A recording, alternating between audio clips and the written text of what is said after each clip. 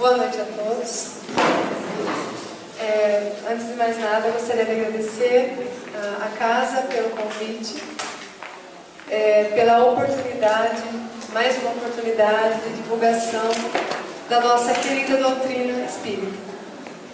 Agradeço também a todos aqui os presentes, e espero que nós tenhamos aqui uma noite proveitosa, de aprendizado, um pouquinho aí de estudo e conhecimento da nossa doutrina. Bom, gente, então vamos iniciar.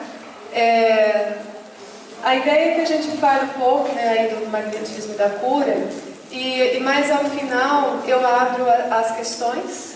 Quem quiser perguntar, querer saber mais.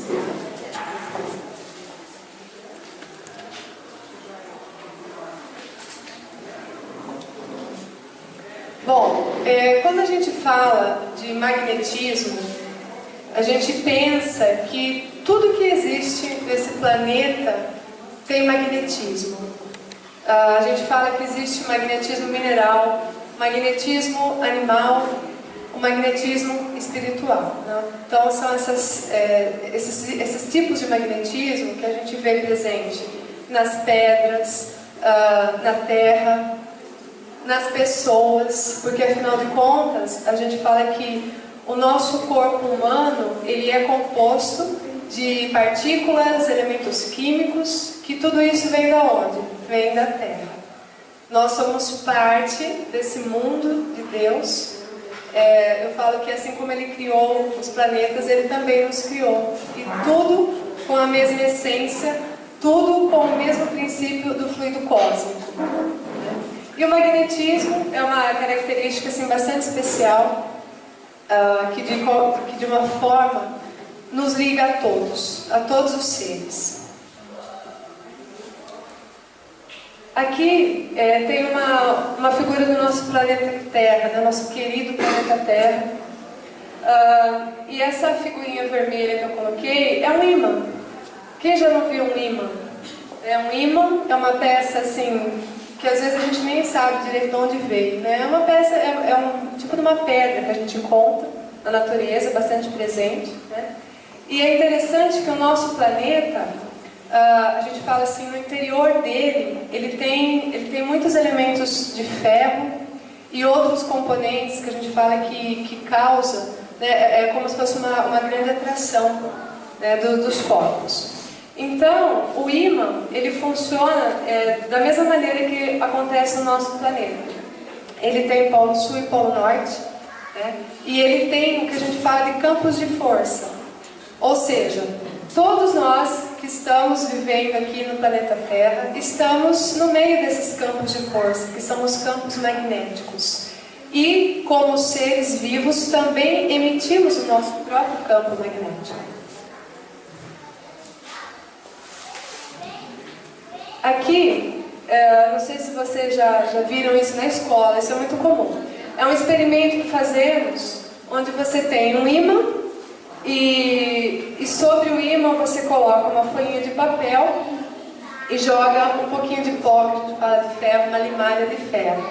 Quando a gente faz isso na escola, né, os alunos ficam extremamente assim, alvoroçados, né, porque parece que a limalha de ferro, ela vai... Nossa, a professora vai andando, né? Parece que vai ter uma força, tem uma força. É o campo magnético do ímã. E do mesmo jeito que acontece com esse ímã, acontece com tudo que existe no nosso planeta. Essa atração, né, e repulsão quando você une os polos iguais.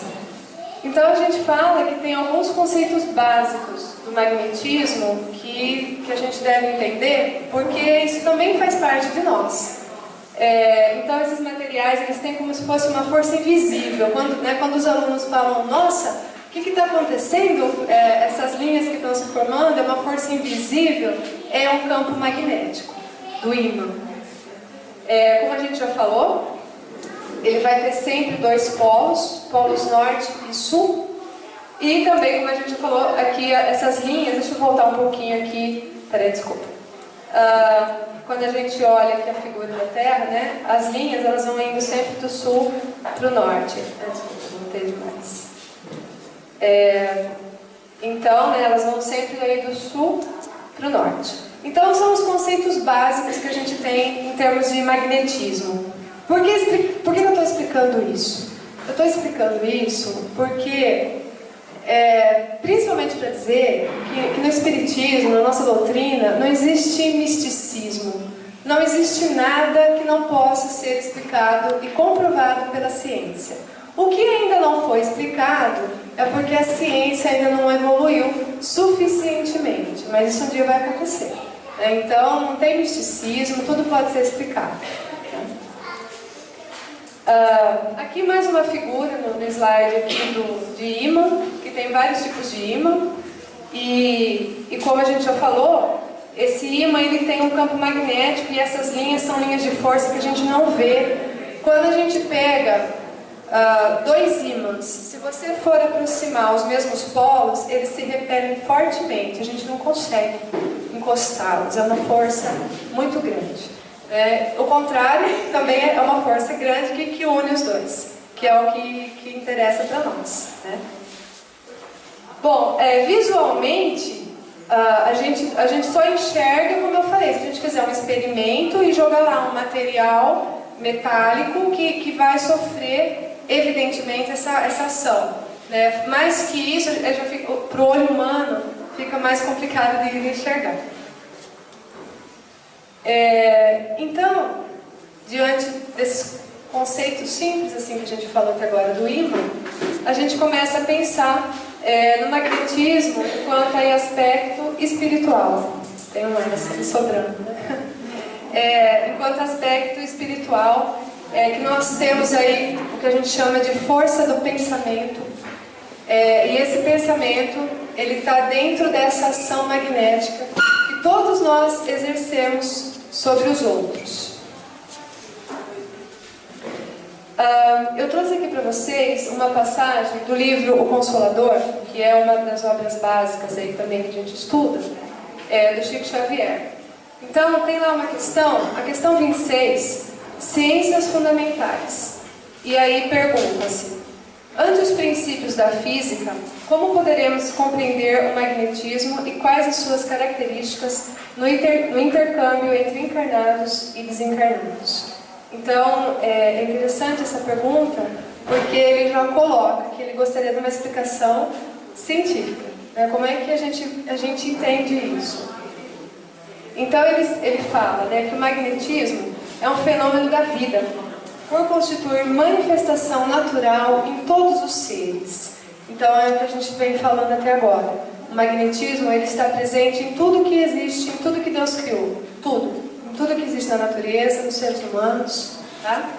E nesse livro, O Consolador, ele coloca bem isso. Entre outras questões da ciência, né, que para quem se interessar, vale a pena dar uma lida nesse livro, é muito interessante. E também, no livro dos médiuns, no capítulo 8, a gente fala lá do laboratório do mundo invisível. Então a gente tem um texto lá na questão 131, que ele está falando sobre a atuação do espírito na matéria. Então ele fala assim: essa teoria nos dá a solução de um fato bem conhecido em magnetismo, mas até o momento inexplicável, que é o da mudança das propriedades da água pela vontade. Então aqui a gente começa a pensar na questão da fluidificação.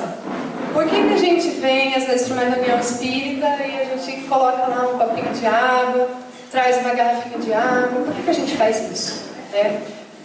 Então, por que a gente faz isso? A gente faz isso, primeiramente, porque a água é o elemento que mais existe nos seres humanos, né? A gente, digamos aí, o nosso corpo é 80% água, e em todo o planeta, né? Então, a água, a gente fala assim, que é uma matéria que todos nós temos acesso, sofremos influência e influenciamos. Então a água é um elemento comum a tudo. Então o magnetismo, quando a gente fala em termos de água, com a vontade do espírito forte, e quando a gente fala espírito, não precisa ser só o desencarnado, né? Porque a gente tem muito essa ideia, espírito é de alguém que já morreu. Não. Nós também somos espírito, só que espírito encarnado, né? E o que difere o espírito encarnado do desencarnado é exatamente a questão, né, de ainda termos um corpo. Porém, a gente fala que esse corpo físico, ele traz limitações, muitas limitações, à vontade do nosso espírito. A limitação que o espírito desencarnado não tem. O espírito desencarnado, ele pensa, a vontade dele forte, ele atua sobre um outro ser vivo, sobre um outro espírito desencarnado, né? A gente fala tudo pelo pensamento, pensamento muito forte, o pensamento e a vontade, né? Já nós, enquanto seres encarnados, nós já temos às vezes um pouco mais de dificuldade dessa atuação. Também atuamos, tanto que tem pessoas que a gente fala que são os magnetizadores. Também temos essa atuação, mas não é tão comum e, digamos assim, nem tão forte quanto o espírito que já está liberto do corpo físico. Então, mas é importante saber isso, que a água é um elemento, digamos assim, mais simples e comum a todos nós, portanto, muito mais fácil, inclusive para os espíritos aí, né, para o pessoal que nos auxilia nos momentos aí de terapias espirituais, de uma reunião, a colocar ali, né, transformar ali as propriedades daquela água em algo que seja muito bom para nós. E é interessante que essa água, ela não é a mesma água para todo mundo. É por isso que a gente fala que se você quiser trazer e levar uma água, cada um tem que trazer a sua garrafinha, né? Porque senão seria mais fácil magnetizar um pote grande de água e distribuir para todos, mas não é assim que funciona, né? Então, quer dizer, esse fluido é individual para cada um.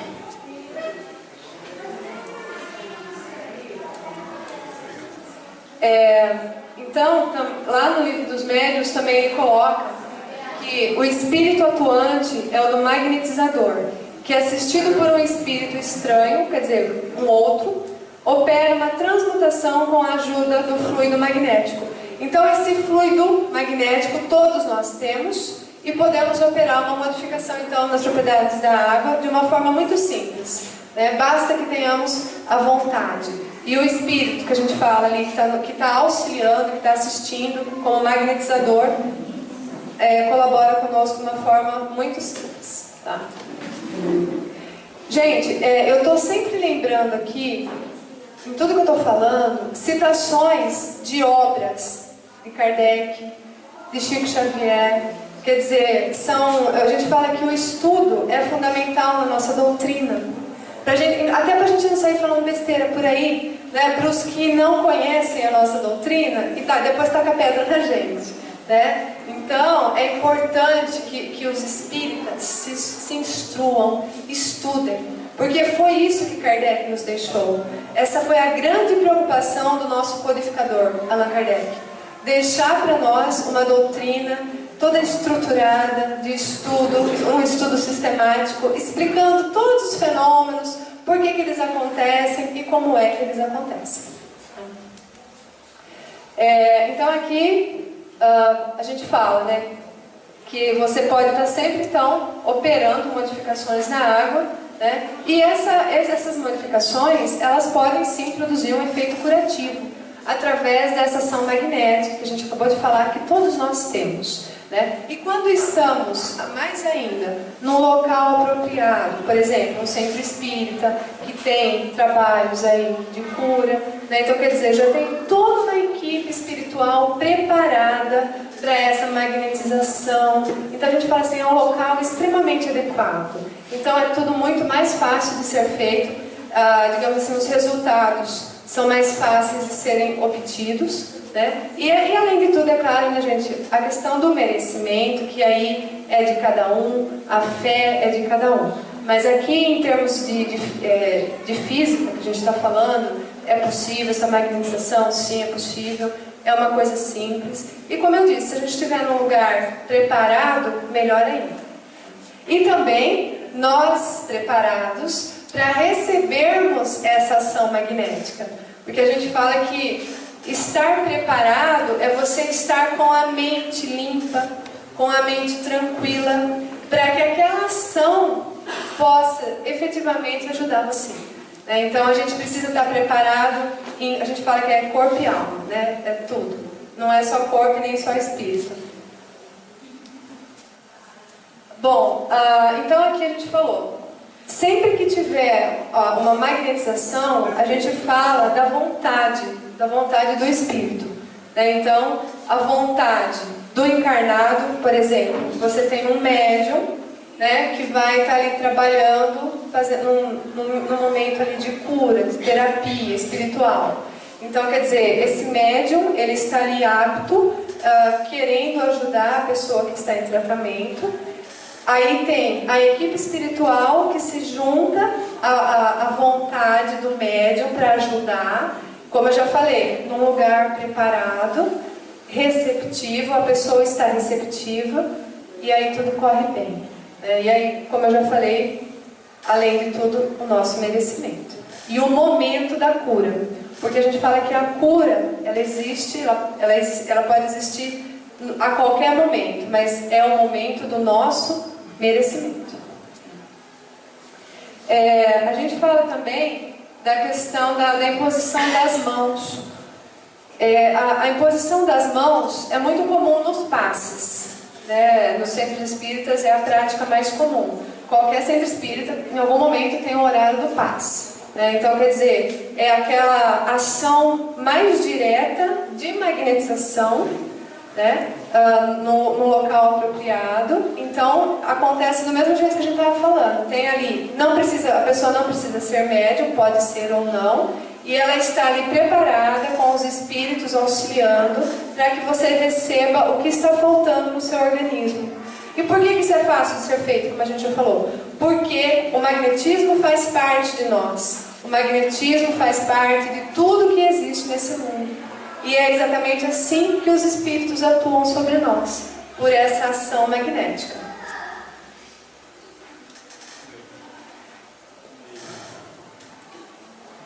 Tem um outro livro, gente, Evolução em Dois Mundos, também de Chico Xavier, pelo espírito André Luiz.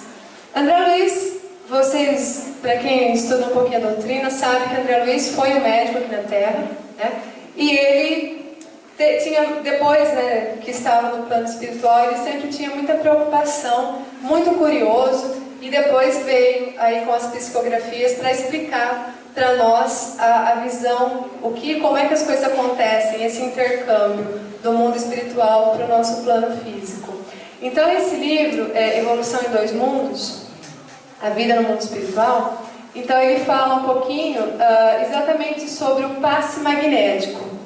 Então, André Luiz fala assim: pelo passe magnético, a vontade fortalecida no bem pode soerguer a vontade enfraquecida de outrem, a fim de que o estado orgânico se recomponha para o equilíbrio indispensável.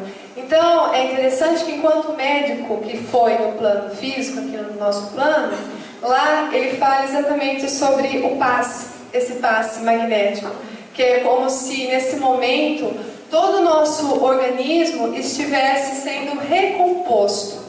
Tudo que está faltando, a nível celular mesmo, tudo que está faltando, cada elementozinho químico vai sendo meio que reorganizado, redistribuído no que está faltando.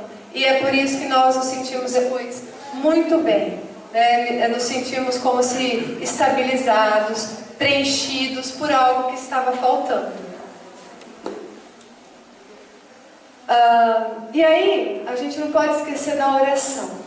Porque, gente, a oração é o caminho direto que a gente tem com a espiritualidade, com os bons espíritos que nos auxiliam, com o nosso amado Mestre aí, Jesus. Então, a oração é você estar, de novo, receptivo à ajuda, pedindo auxílio, de coração aberto, e a gente consegue essa ajuda.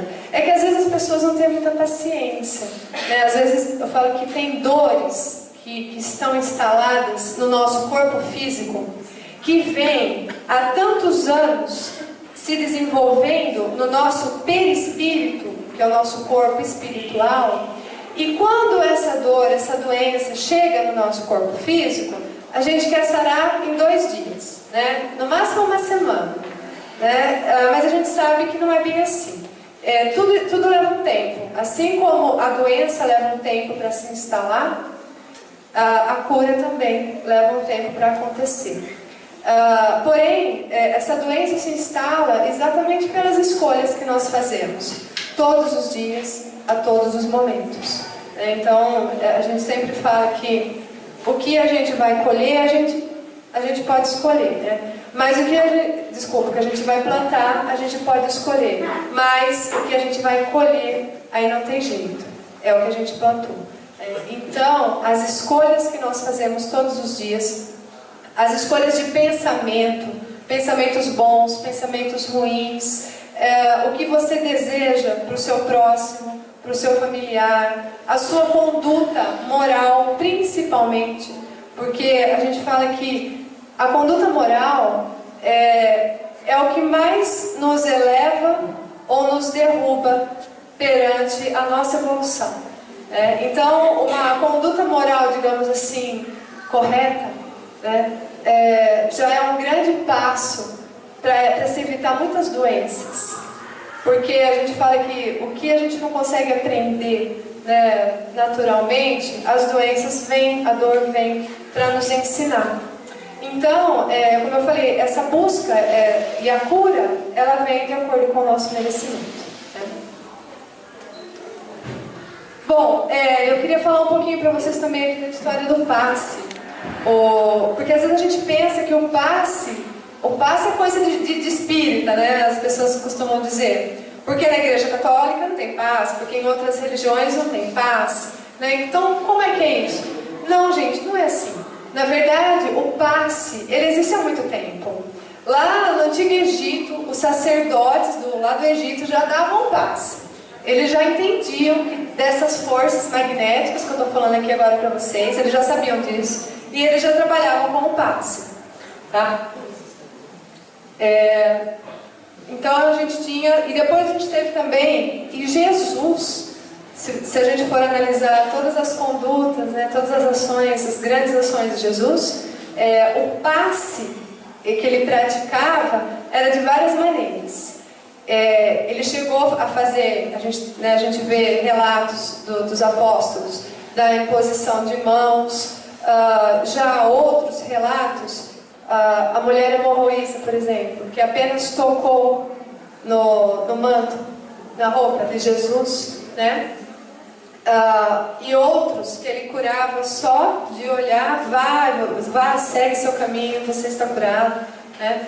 Então, bom, mas Jesus era Jesus, né? Mas a gente fala assim, mas a ação magnética, ela pode ser exercida de várias maneiras. Não é só pelas mãos. Que as mãos é uma maneira mais assim natural que a gente tem, porque a mão acaba sendo um grande dissipador de energia. Então, a mão faz todo sentido. Mas não é só pelas mãos. Tá?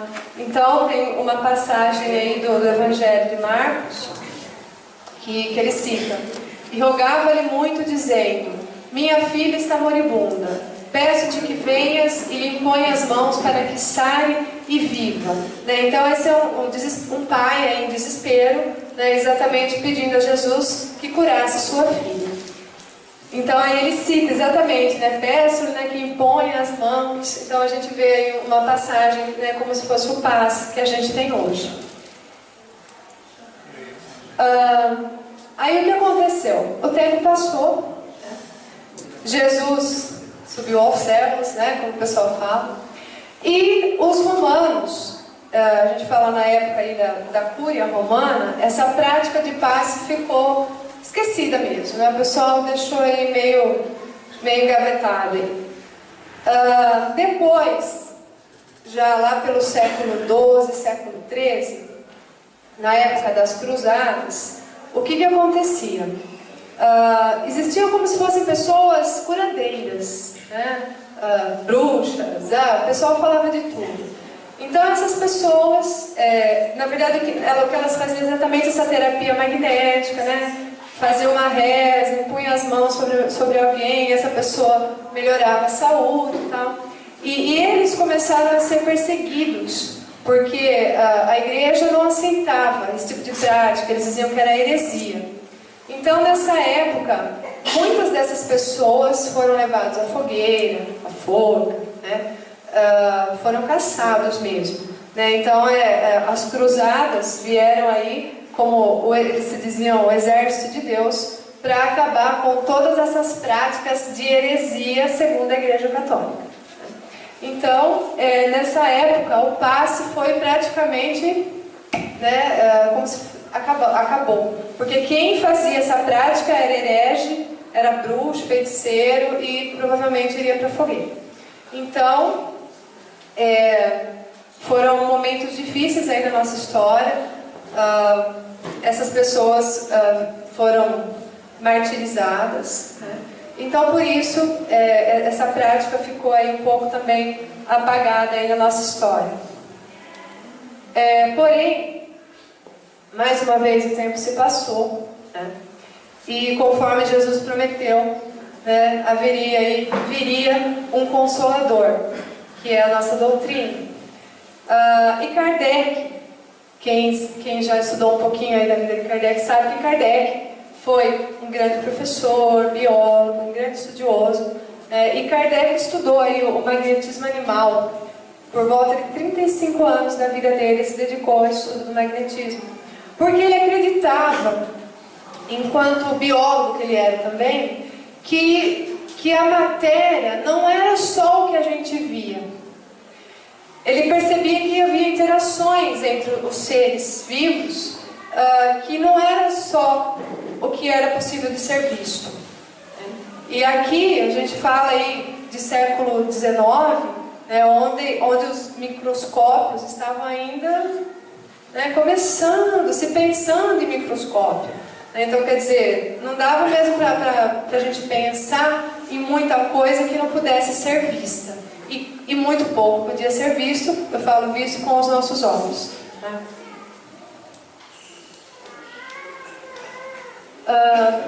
Daí, lá no Livro dos Espíritos, na questão 555, Kardec colocou também: o espiritismo e o magnetismo, no caso aí o animal, nos dão a chave de uma imensidade de fenômenos sobre os quais a ignorância teceu um sem número de fábulas, em que os fatos se apresentam exagerados pela imaginação. Então, gente, só lembrando aqui que o espiritismo, na verdade, ele começou aquela história toda das mesas girantes, né? Então, assim, eram os fenômenos que chamavam a atenção. Então, a preocupação de Kardec era exatamente explicar esses fenômenos de forma de dizer assim, olha, isso aqui não é magia, não é bruxaria, nada disso, é ciência. Então, Kardec se dedicou a estudar por causa disso. E o que mais chamava a atenção eram os fenômenos, e em muitos lugares, ainda hoje, são os fenômenos. Porém, está tudo explicadinho. É só a gente pegar o livro e ler, que a gente entende por que eles acontecem. Tá? Bom,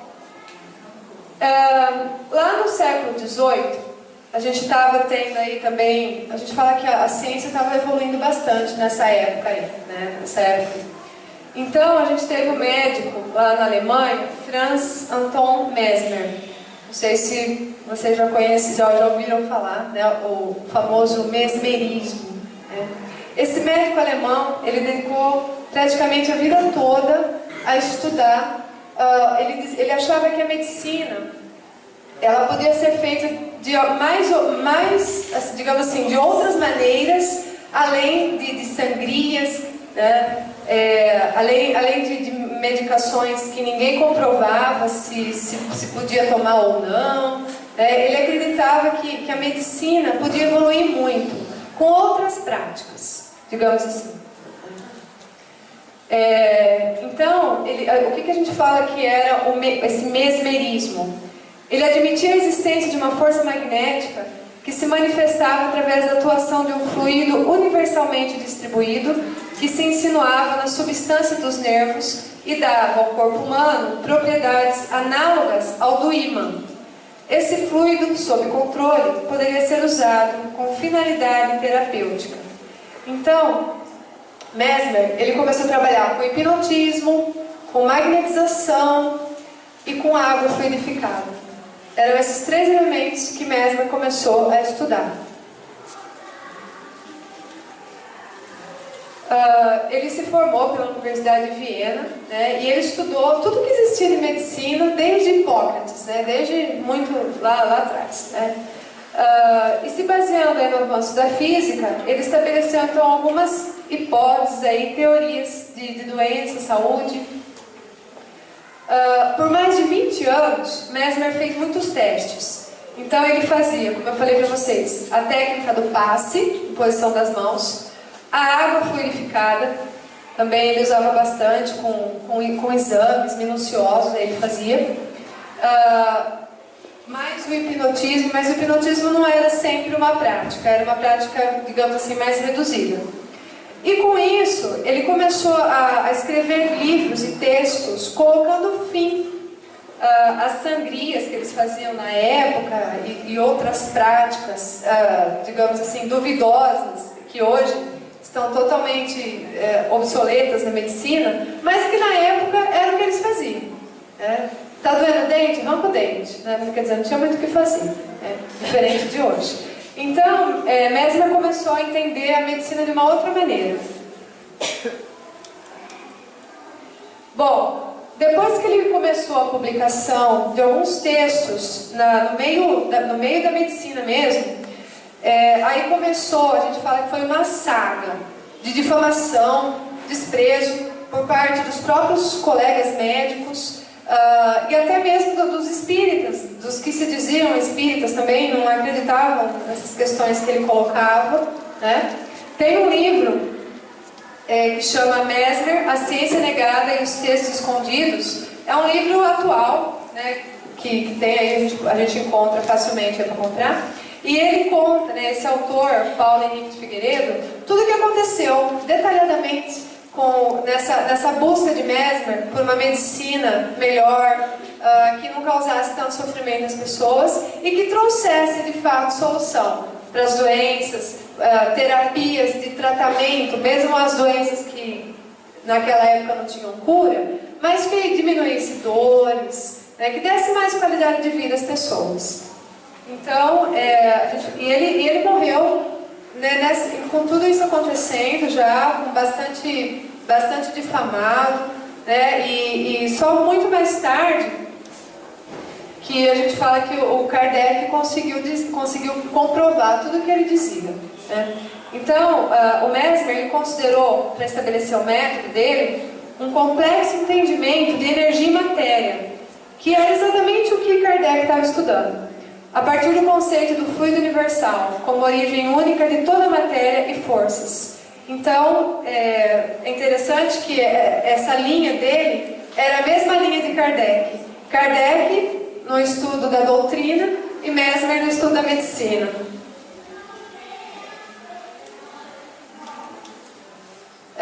Então ele coloca que o fluido vital ou magnetismo animal seria um estado particular de vibração do nosso fluido.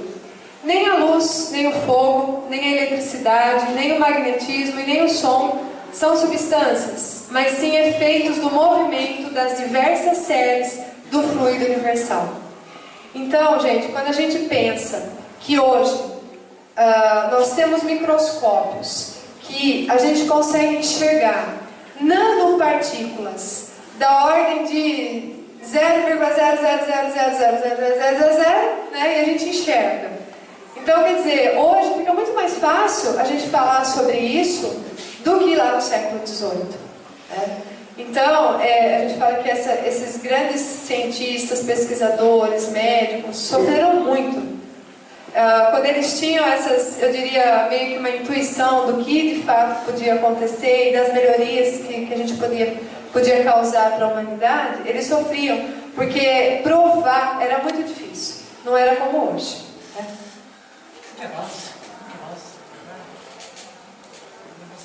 Desculpa.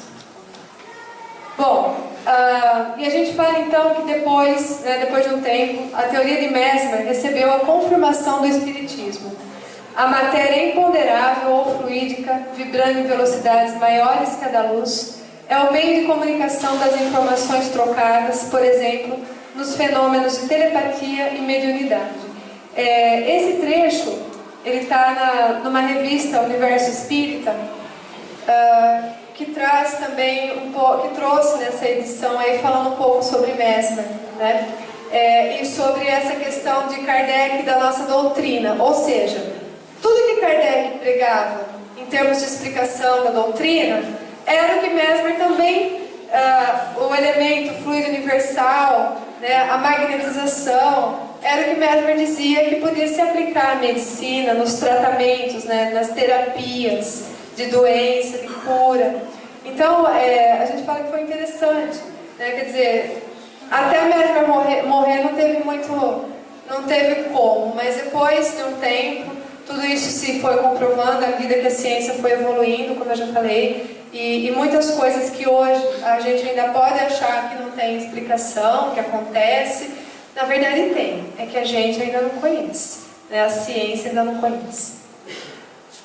Bom, gente, a ideia aqui de falar um pouquinho de magnetismo e cura era essa, tá? Aqui são algumas referências que eu utilizei, algumas que eu coloquei, teve muitas outras ainda.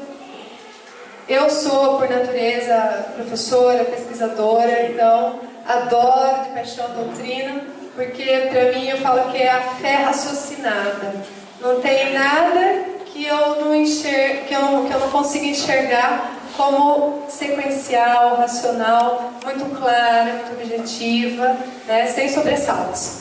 Então, adoro a doutrina. Então, nesse momento, gente, agradeço e abro as questões que vocês quiserem perguntar, mais ou menos do que a gente falou, ou até alguma coisa à parte, né, que está relacionada ao assunto. Então, fiquem à vontade. Alguém gostaria de perguntar? Ninguém?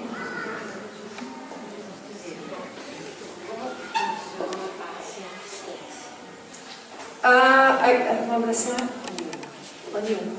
A senhora Nilma está perguntando como funciona o passe à distância. Então, como a gente falou, o pensamento e a vontade é um atributo dos espíritos, sejam eles encarnados ou desencarnados, né? Então, se alguém fala para mim, olha, eu vou te dar, fica, né, preparada aí, em tal momento eu vou te dar um passe à distância. Isso é possível? Sim, né? Porque o nosso pensamento vai estar diretamente ligado àquela pessoa, e aquela pessoa, né, vai estar receptiva, vai estar vibrando numa mesma onda de pensamento que a nossa, né? E assim a gente consegue então transmitir, né, os bons sentimentos, orações, né, tudo de bom que a gente esteja ali desejando para aquela pessoa, ainda que a gente esteja a quilômetros de distância aí dessa pessoa. A intenção, a vontade do Espírito é o que move o mundo. A gente fala que o pensamento, gente, o nosso pensamento é um grande emissor de ondas magnéticas. E ele vai até onde a gente quer que ele vá. Até onde está a nossa vontade, o nosso maior desejo, o nosso sentimento. Tanto para o bem como para o mal. Né? É a vontade do Espírito. Ok?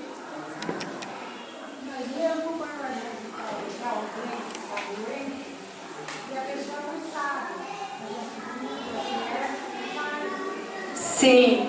Qual o nome da senhora? Márcia. Márcia? Dona Márcia, é isso mesmo. Quando a gente pede por alguém que está doente, acamado, alguma coisa assim, né? Na UTI, isso, no hospital, nós, da mesma maneira que eu falei aqui, a gente está direcionando aquela pessoa. E normalmente as pessoas que estão num estado de saúde mais debilitado, a gente diz que o espírito, ele já está, digamos assim, não tão ligado à matéria. Às vezes o corpo físico está fraco, né? Devido a várias questões de doença. Então a gente fala que a atuação espiritual é ainda mais fácil. É mais fácil a gente conseguir um passe, conseguir direcionar para uma pessoa acamada, até mesmo do que outra que está bem. Assisti uma palestra de uma lista do médico Mário Pensador, lá do Rio Grande do Norte, não lembro o nome dele agora. E ele fala do passe magnético para o tratamento de depressão. E o curioso que eu assisti com os vídeos é que ele fala que muitas pessoas com depressão, ao tomar passe bacana, passe reuniões, muitas pessoas passam Tem depressão.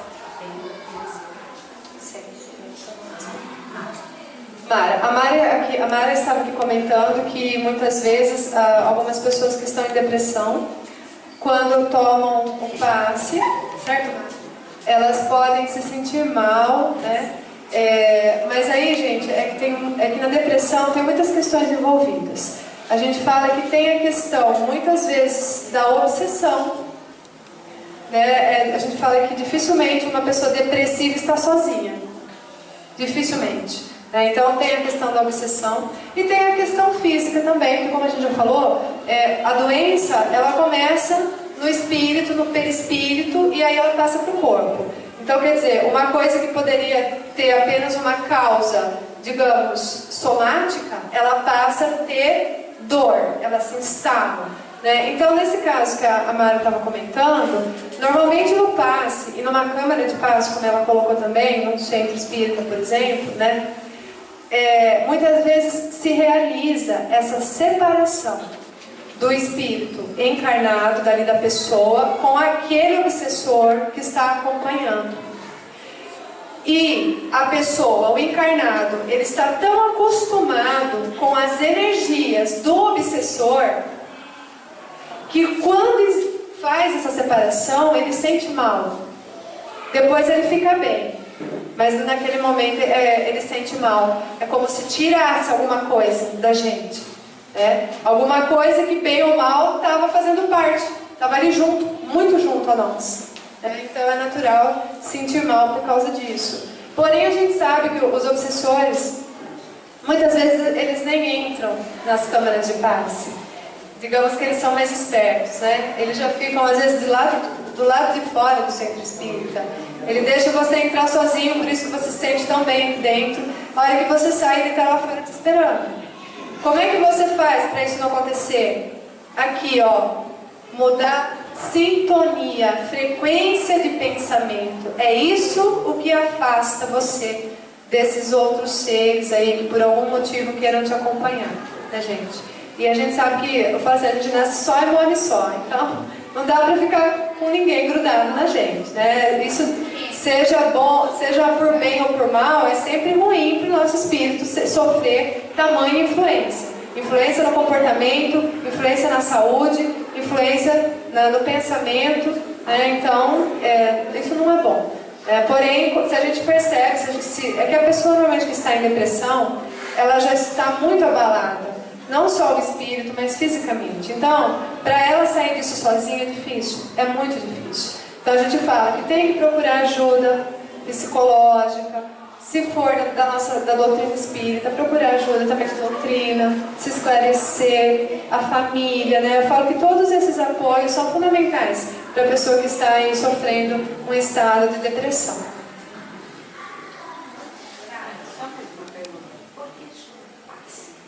Por que chama passe? Oração? Então, o passe ele vem exatamente da questão das mãos, do passar, né? Passar alguma coisa para alguém, né? Então, mas é como a gente falou, mas o passe não precisa ser, como a outra senhora colocou, pode ser a distância também, pode ser só via pensamento. Porque, gente, quando estamos libertos do corpo físico, nós somos pensamento. Só pensamento é o que nós somos. Tudo que o nosso espírito faz é pelo pensamento. O bem e o mal que nos causa, as boas ações, são ações levadas pelo pensamento e pela vontade. A gente fala que a vontade é o veículo do pensamento. Ok? Bem? Gente, mais alguma? Então acho que podemos encerrar. Né? Oi? Pois não? Desculpa. Amém, assim seja. Ah, tá bom. Bom, gente, então eu ia mesmo pedir, né, pra gente então encerrar com a oração que Jesus nos ensinou. Podemos? Vamos. Se colocando então, dando uma postura.